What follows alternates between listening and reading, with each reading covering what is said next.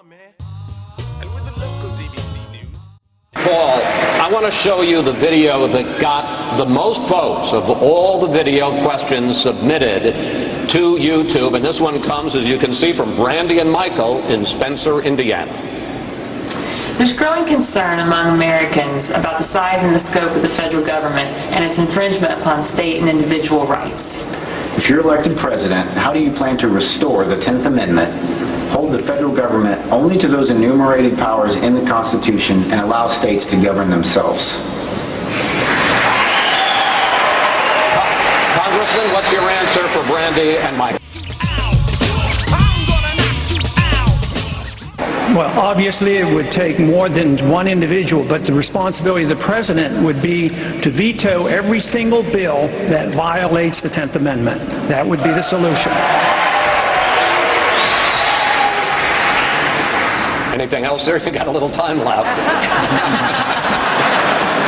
Well, I'll tell you what, that is the subject that is crucial because government is too big in Washington, D.C. It's run away. We have no controls of spending, taxes, regulations, no control in the Federal Reserve printing money. So if we want government, whether it's medical care or whatever, it's proper to do it at the local level as well as our schools. But there's no authority in the Constitution to do so much of what we're doing. There's no authority for them to run our schools, no authority to control our economy, and no authority to control us as individuals on what we do with our personal lives.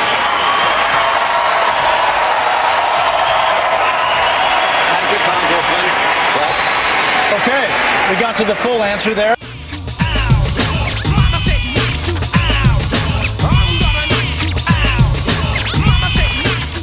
At the end.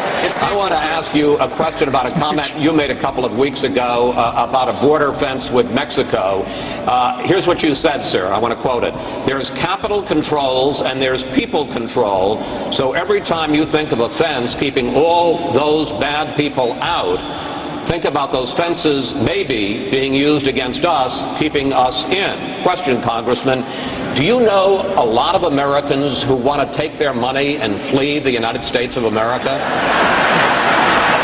There are some. All the candidates up here talk about repatriation of dollars. They've already taken them overseas. We're talking about trying to bring in $1.5 trillion because they leave our country because we make it uncomfortable. Too many regulations, too much taxation. They can't start business. They've lost confidence. Yes, when countries destroy a currency, they do lead to capital controls and they lead to people control. So I think it is a real concern. And also, once you have these data banks, the data banks means that everybody's going to be in the data bank. You say, oh no, the data bank's there for the illegals. But everybody's in the data bank. That's national ID card. If you care about your personal liberty, you'll be cautious when you feel comfortable. Blame all the illegal immigrants for everything. What you need to do is attack their benefits. No free education, no free subsidies, no citizenship, no birthright citizenship.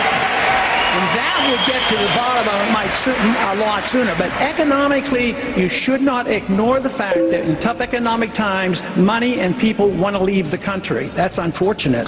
Congressman Paul, thank you very much, sir. Chris, thank you. Let's check in now with Shannon Bream. Shannon. Well, Brett, one of the really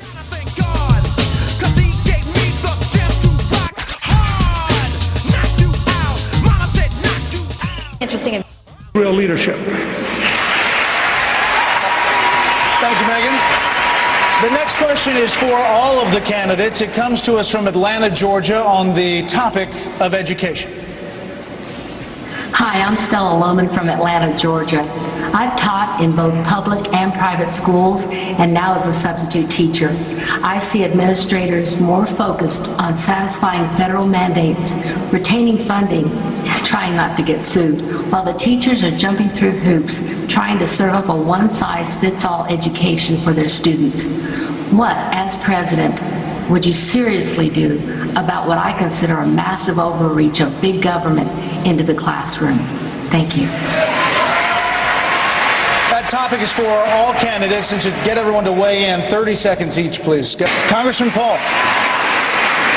If you care about your children, you'll get the federal government out of the business of educating our kids. In 1980, when the Republican Party ran, part of the platform was to get rid of the Department of Education. By the year 2000, it was eliminated, and we fed on to it. Then we, as Republicans, added No Child Left Behind. So the first thing a president should do is the goal should be set to get the government out completely, but don't enforce this law of No Child Left Behind. It's not going to do any good, and nobody likes it, and there's no value to it. The teachers don't like it, and the students don't like it. But there are other things that the federal government can do, and that is give tax credits for the people who will opt out. We ought to have a right to opt out of the public system if you want. Competition's paying the price.